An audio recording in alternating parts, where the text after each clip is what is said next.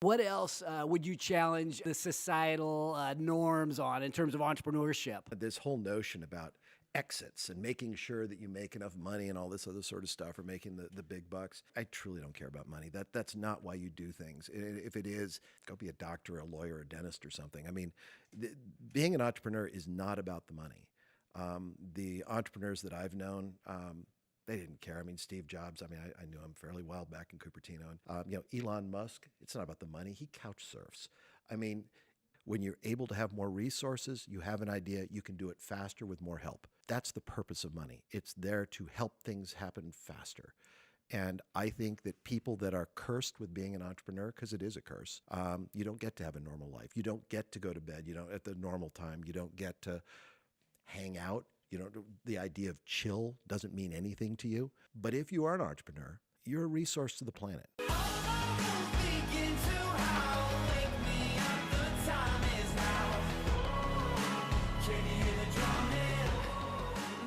And now I'm here with Mike Hart, the president and CEO of Sierra Energy. Founded in 2004, from what I understand. Mike, tell us about your company. We want to know your entrepreneurial journey. Sure.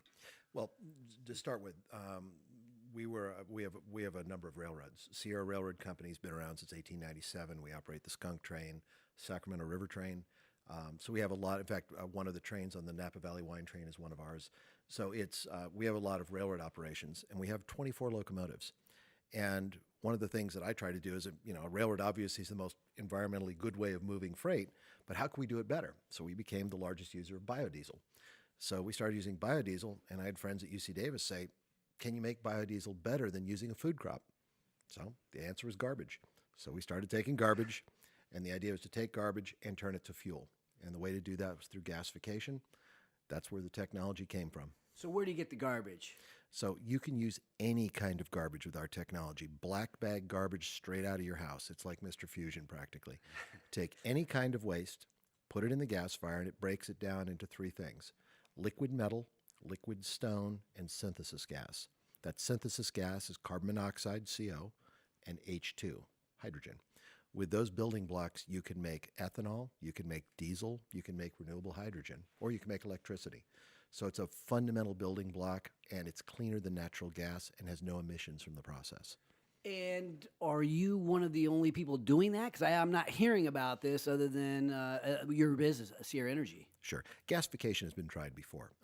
Generally, you can do it. It just has been too expensive to be economically feasible. Usually they use plasma, which is a way of creating plasma arc, making a very high temperature, but it's very difficult to manage the waste, and it's also, it just doesn't make money. And so we took the approach that you need a technology that can take waste and make energy without any form of subsidy. So it doesn't require handouts. It doesn't require any goodies. The cool thing about it is that garbage makes a huge amount of methane. In fact, right now the world's going to throw away about 2.2 billion tons of waste a year. Put it in perspective. That's a line of trash trucks lined up from San Francisco to New York City every single day. That's how much trash we throw away as a planet. Wow. And every ton of that garbage makes about 6.5 tons of greenhouse gas in the form of methane. Methane's 86 times worse than CO2. Just taking our waste and doing something better with it could satisfy the entire Paris Agreement and do it profitably without any kind of government subsidy from any nation on earth. You could do it with a profit using this technology. And people are putting the garbage today just in a landfill. Isn't that the predominant way we're getting rid of our garbage? Yeah, overwhelmingly so. And the funny thing is that we all feel good about ourselves that we're recycling. Well, the problem is the more we're recycling, the more waste we're creating.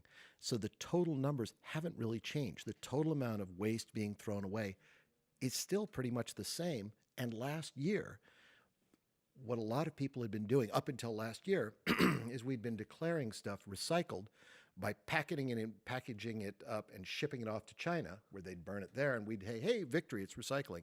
Well, China said they didn't want it anymore. At the beginning of last year, they changed their policy. So they weren't taking our mixed plastics, mixed papers, a lot of this really contaminated stuff that we considered recycling. So it's piling up at ports all over the world right now. We're recycling dramatically less today and losing a tremendous amount of money at that. So the problem is getting worse. As a planet, we need to move towards zero waste. We need to stop throwing away as much stuff. In the interim, until we're able to do that by working with manufacturers to make less waste in the first place, you need a technology like FastDocs that can take that waste and recycle 100% of the waste stream. And that's what we can do. Well, you're pioneering this, and I know as an entrepreneur, and I hear these in stories all the time. When you pioneer something, it can be a battle. Walk us, because you're breaking new ground, right? You walk us through the journey. So you're the successful guy. You've got railroads, and then you've come up with this idea, and you've pressed and pressed and pressed. But you're the pioneer. There's got to be challenges. Oh, I think was the saying, you could recognize the pioneers. They're the ones with the arrows in their backs. Yeah, it's been a stabbing pain in the rear. It's been, if I had known at the outset how much money and how much time this would take, I probably wouldn't have done it because it's just so overwhelming. When we started this back in 2004, the expectation was we'd be able to figure this out with some universities, we'd get some good consultants, we'd have this banged out within a couple of years as far as knowing whether the technology would work the way we expected. Well, it took years. We've probably spent $30 million over the course of those years trying to get the technology to the state where it's not only proven, but could be commercialized. There is a huge gap. I know people always say R&D. Those are two different concepts. They have nothing to do with each other. Research and development. Yeah. Research is really kind of easy, and that is that you come up with a theoretical idea, you come up with something going, wow, that's a really cool concept. Development, on the other hand, monstrously difficult. Actually taking those ideas and putting it in a way that it can be brought out into the world, that's hard. And that takes a lot of money and a tremendous amount of time. Well, you brought up the money aspect. Where did the money come from? You've had this successful business. Did you just use that one business to parlay the success of that into Sierra Energy? Sure. And what we've done is a tremendous sacrifice for both our employees, our shareholders, and everything else. We've taken Sierra Railroad and we've used all of its resources for the last 14 years to put everything we have into this idea of taking Sierra Energy, developing the technology, and putting it, basically putting it in the hands of people in the world. Now, what's happened as a result of that, we have over 8,000 companies, companies and communities from around the world have approached us saying, we want this technology. We have and again, it's well over 8,000. If you go to our website, sierraenergy.com, you'll find a calculator on there that allows you to calculate the CapEx, OpEx, and return on investment for any community. In fact, every county in the United States is all preloaded with all the information about jobs created, greenhouse gas averted. We've had thousands and thousands of calculations being run on this. In fact, every day we have an enormous number of calculations being run. People all over the world are using this calculator and getting the results they need to know about how they can make a difference profitably using this technology. So the vision for the future. Walk us through how the world is going to change with Sierra Energy. Sure. I'd love to say our technology is the thing that's going to solve it all, but it's always, there's going to be many other technologies before this issue is truly solved. Other people, other companies are out there that are trying to solve the same thing. I think we're all going to play a part in it, but it's going to be a place where you can take waste and consider it a resource. I think there's going to be a day in the future where you're going to get paid for your garbage, not paying to get rid of it, but you're going to sell it. Because there is a tremendous amount of asset in waste. There's a huge amount of energy, there's metals, there's recyclable material in there. Right now, it's just really inefficient capturing that. It's a typical recycling center is an enormous investment for a community, and they don't make any money. They lose money on it. At some point, using our technology, you can recover everything that's in that waste. It's 100% recycling. You can take that synthesis gas made of all that plastic and stuff in your waste. Synthesis gas can also make plastic. So it can be complete cradle to cradle.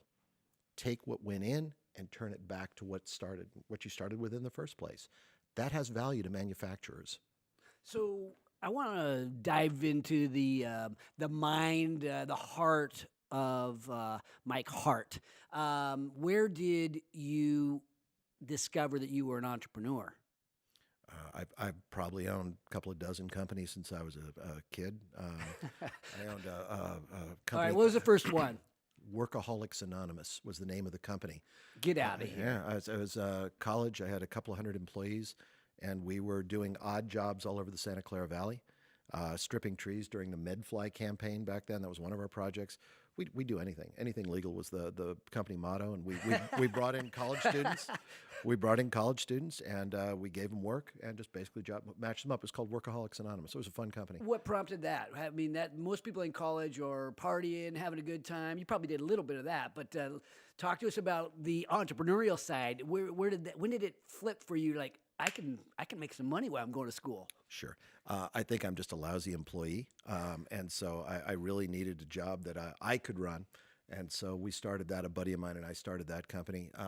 I also started a company called MaiTie, MAI-TIE. I started making Hawaiian neckties when I was a student at Davis. When I was an undergrad in my fraternity, Sigma Chi. We had guys. We would go out and we started making neckties out of Hawaiian shirts, old Hawaiian shirts. We'd make neckties out of because we had to wear ties to like work and things. So I started wearing these ties and like go to the casinos up in Tahoe and such. People go, man, I love that thing. How much? Oh my! Sell it off my neck for $25, and started a company. Ended up selling in 160 countries around the world, neckties all over the world. And so I ended up selling the company. But yeah, I've had a lot of weird companies. A greenhouse company in Colorado, mining company, a little bit of everything. Do you think entrepreneurial mindset is more nature or nurture? How did you become an entrepreneur? I mean, how did you become? I mean, this is a very unique story. Was it the way you were raised, or did you come out of the womb, selling stuff? I think it's a function. I was very poor. I mean, as a child, I came from a very poor family, and there was a need. You know, you needed money. I mean, to even help cover the family expenses, and so I always worked. And so I think the difference about entrepreneurs, and I don't think it's as much being fearless as much as the downside. If you can manage the downside risk, you need to do this. You want to create something, and you're willing to accept that downside risk if you can manage it. So the downside risk in your mind, you have to get comfortable with. If I fell back to this position, I'd be okay. I fail more than anybody I know. I fail constantly, and it's you have to be able to accept that. I mean, I every morning I wake up with probably a list of 20 or 30 things. I have a dozen businesses, and I have probably 20 or 30 things that I have to deal with. And by the end of the day, one of them turned into litigation. Another one, a complete failure. Another one, the financing didn't work out. And another thing was a complete failure because it was a stupid idea. I have to deal with that every single day of my life. And you have to become, to a certain extent, resilient to failure and recognize, just learn, figure out how to improve it. And tomorrow you wake up and you do it right. Interesting, because I've got a number of businesses as well. Not doesn't sound like it's nearly as significant as all this stuff you have going. However, I call it an emotional insurance policy, right? So inside, I'm kind of like worst case, I'm back into the sexplex, right, where my wife and I first started dating, got married, and so on. So that's my worst case. It's like, if I've got the loving of a good woman and a nice hot shower, if it all goes to, in the wrong direction, I'll be okay. Like, what's your fallback in your mind? Like, okay, if it all goes bad, how bad do you have to, or do you do that? I have to say, the idea of an emotional insurance policy, I like that idea. From my perspective, I'll tell you candidly, with Sierra Energy, I'll guarantee you there are probably a dozen times a year where I'm usually, when I have to look at the financials at the end of the month, I'm ready to be done. Oh my God, we've lost a fortune. Burn rate of $500,000 a month. Sometimes you're looking at this as going, this is horrible. I would quit. But then you look at the other side, and that is, I don't care about the profit in this thing. That's not really what's relevant. Imagine having a technology that can change the world and satisfy the entire climate change concern. That is, regardless of where people stand on the issue about whether climate change is real or any of that nonsense. The issue is, if you could take 13 billion tons of greenhouse gas out of the atmosphere and recycle all of the waste and create a staggering amount of renewable energy by just taking this technology and putting it in the hands of people who are already standing there looking for it. Well, I sat. How can you not do that? I know. I hear that. I am all in on this. I sat in I guess it was like a seminar last night. I'm the president of the Entrepreneurs Organization here in Sacramento, and we brought in some really cool speakers. Well, the first one ended up talking about entrepreneurship and how you got to make sure when you exit, you sell for enough money to make sure you can pay the bills basically and retire. And all I could think to and he was preaching this over and over and over. And I'm like, I had to step up. I'm never a heckler. I'm never like that heckle guy, but I had to go, aren't there entrepreneurs that want to change the world, that want to do something bigger than, make sure they can pay the bills at the end of the month? I have to say, the stupidest thing I have ever heard of anybody wanting to do is retire. It is, without exception, it's fatal. Most of the people I know that retire get silly, soft, and stupid within a few months, and they die shortly thereafter. I can't imagine why anybody would ever do that, ever. Okay, so you got this great business or set of businesses. You're a family man, 5 kids, went to Davis. Give us a sense as to, beyond the business, I mean, what's the big why? How do you piece it all together from a holistic standpoint? I'm incredibly selfish, and I mean that just in the standpoint that I want to create things. I want to make things. In fact, I'm probably more a frustrated artist than anything else. It's just the scale of the things that I want to make. I would prefer it could be a nice watercolor. It wouldn't cost so dang much. But I want to make things, and it's completely self-indulgent. And I want to create things on different railroads. This isn't about making money. It's about saving historic railroads. It's like up in Mendocino County, it's preserving the Noyo River and the Redwood Forest there. It's preserving steam trains that have been operating since 1885. The Sierra Railroad is preserving one of the most perfectly preserved gold country railroads in the country. We've got a 49-mile railroad up there. It's keeping these things alive and protecting the natural resources, creating new things. I just started a new line of rail bikes. You could sit 2 people side by side on this bike, and you could pedal on the railroad and go out miles. It's got a little electric assist in case there's a hill and you're lazy. But wow, it's awesome. And is it available to the public yet? Yeah, actually, we just started that last year on the skunk train. And the thing is that it was an idea I had when I was in Japan. I saw they had these things, and I go, I want one of these.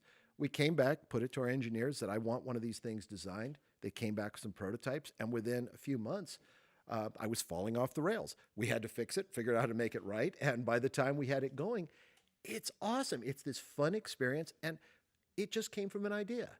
What do you do to people, or what do you say to people that might be challenge you on the work-life balance concept? I think that's one of the stupidest ideas. I mean, honest to God, I always hear they always attribute it to millennials are big on this. And the thing is that if people actually believe that, they're not going to accomplish anything with their lives. The point is that if you're not passionate about what you do, and I don't care what it is, it could be you're passionate about Fritos, or the company you're doing, or sex, or whatever the thing is, you got to throw yourself into it. And trying to say, nope, I'm going to hold myself back so I can also do this other thing I'm mediocrely interested in. And, there's something else so I can pretend I'm all balanced. Balance is for idiots, man. You got to be all in, always. Whatever you're doing, you have to be completely, totally into it. Okay, so I love this. You and I are really aligned on this. But what else would you challenge the societal norms on in terms of entrepreneurship? Any other thoughts on that? You touched on it earlier. This whole notion about exits and making sure that you make enough money and all this other sort of stuff, or making the big bucks. I truly don't care about money. That's not why you do things. If it is, go be a doctor, a lawyer, a dentist, or something. I mean, being an entrepreneur is not about the money. The entrepreneurs that I've known, they didn't care. I mean, Steve Jobs, I knew him fairly well back in Cupertino, and it was never about the money. It's the fact that you're doing things, Elon Musk, it's not about the money. He couch surfs. I mean, having the money can be convenient. It's an accelerator. Money is something that makes things happen faster, because when you've got a cool idea and you're broke and you're trying to start it, it takes longer, and that sucks.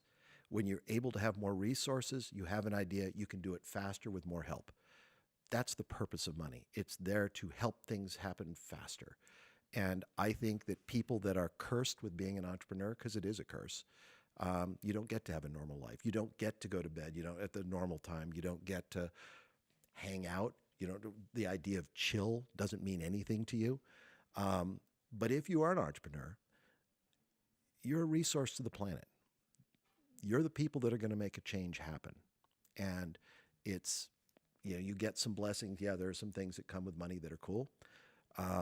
But mostly it's just a resource and a tool.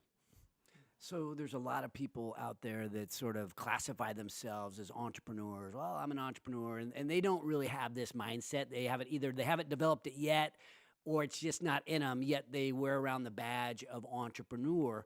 What would you say to those people who are, sort of straddling their ambition level a little bit with their behavior? What would you say to that person who calls themselves an entrepreneur, but they don't sound like you? Being an entrepreneur is an addiction. It's a medical condition. I mean, think about it. I am the people I am most jealous of, and I'll be completely candid with you. People I'm most jealous with are people that have got 40-hour-a-week jobs where 5 o'clock, man, that whistle blows, they're done. I mean, I've got guys who work for me that are on the mechanical side, or they're running trains. They're doing section work. There are guys that do construction work, things like that. What I love about their jobs, and I used to do construction and such, when it's done, I mean, when you finished your 8 hours, you are truly done. You can go home, you can fool around, you can get drunk, you can hang out, you can have, you don't have to think about your job anymore. And your weekends are truly your own. There is a tremendous amount of freedom in that. If you're an entrepreneur, your job ends when you're asleep. It starts again if you sleep. It starts again the moment you wake up. It never stops. It's 7 days a week for the rest of your life. And so if you don't have that addiction, if you don't have that curse, you're not an entrepreneur. You're playing at it. And so I'm not knocking it, because, man, maybe you'll get the bug. Maybe you'll get stuck with it. But I get asked by college students. I'm out in Davis, so I get asked by college students all the time, should I be an entrepreneur? Should I do this? And it's like, unless you have to be, don't. I mean, there's so much more security. There's so much more happiness, in just having a different life. But you are going to be chewed up by this. I mean, I worry about my employees every day. I go to sleep going, man, am I going to make payroll this month? How am I? I've never missed a payroll, but that's because I'm paranoid about it every single month. That kind of anxiety, that kind of worry, that kind of concern, that's not good for you. And if you don't have to have it, man, go have a better life. Mike Hart, speaking words of wisdom on entrepreneurship. It is a medical condition. I want to thank you for coming on the show. I love how you're changing the planet with Sierra Energy, and even more today, I'm just so proud to have you help share the story of entrepreneurship, what true entrepreneurship is all about. Thank you very much. I really appreciate the opportunity. You betcha. All my wolves begin to howl. Wake me up, the time is now. Can you hear the drumming? There's a revolution coming. Wide awake, the fever burns. Sweat it out, wait my turn.